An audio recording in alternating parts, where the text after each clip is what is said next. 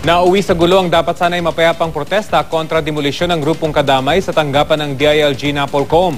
Mula sa Quezon City, may ulat on the spot si Micaela Papa. Micaela?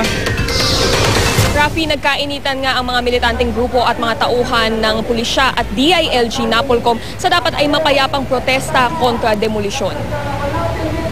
Ang buong akala ng grupong kadamay at iba pang militanteng grupo kontra demolisyon ay magmamarcha lang sila patanggapan ng DILG Napolcom upang ipasa ang kanilang position paper kay Secretary Mar Rojas.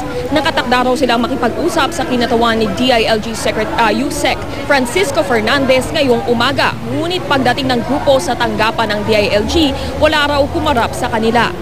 Nagkainitan palalo ng matakot ang mga rallyista sa pagpicture sa kanila ng ilang tauhan ng QCPD Station 2. Sa naunang kasunduan ng grupo kay DILG USEC Francisco Fernandez noong May 29, dapat daw ay tigil muna ang lahat ng demolisyon sa NCR hanggang mapag-usapan ng dalawang panig ang mga gagawing hakbang.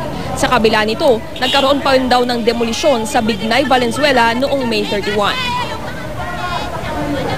Ano ang panawagan nila? Maharap yung kanilang mga lehitimong kahilingan at usapin. Sila kanina ay yung nakikita yung mga pulis, nagpipicture.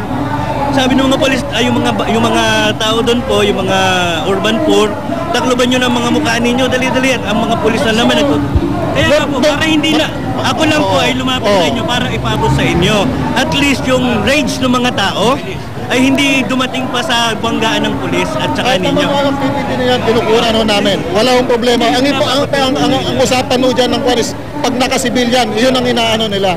Doon sa moratorium, memorandum of agreement namin, nakasulat na wala munang ipapatupad na forcible demolition hanggat hindi pa nag-uusap ang Alyansa kontra Demolisyon at yung DILG para doon sa paglalagay sa on-site po ang kanilang binabanggit, ang near site relocation.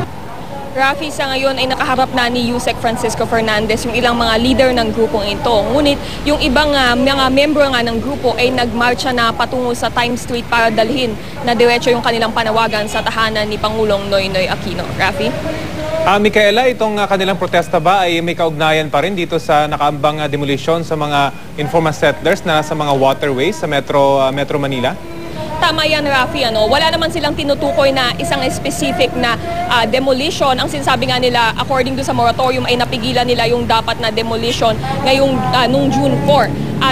Pero ito ay para dun sa lahat ng pinangangambahan nilang gagawing demolition in connection with yung pagkiklear nga ng mga waterways ngayong tag-ulan. Sabi nga nila, dapat ay nasa bahay sila ngayon, pinaghahandaan nila hinahandaan nila yung kanilang mga bahay dun sa mangyayaring ulan mamaya kasi for sure daw masasalanta na naman sila. Pero sinakripisyo nila yung kanilang panahon at nagpunta nga sila dito para matiyak na in the future ay magiging mas ligtas yung kanilang kalagayan, Rafi.